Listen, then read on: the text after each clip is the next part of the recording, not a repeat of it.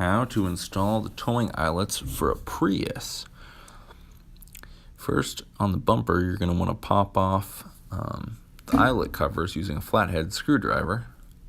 If you don't want to damage it, put a rag over the flathead screwdriver. So just pop them off. Then you're going to get the eyelet in there. Insert the eyelet into the hole and tighten partially by hand. Just get it in there and turn it clockwise. Then you can use the tire iron that you got to tighten it. Tighten down the towing eyelet securely using the wheel nut wrench. There you can see just tightening it clockwise.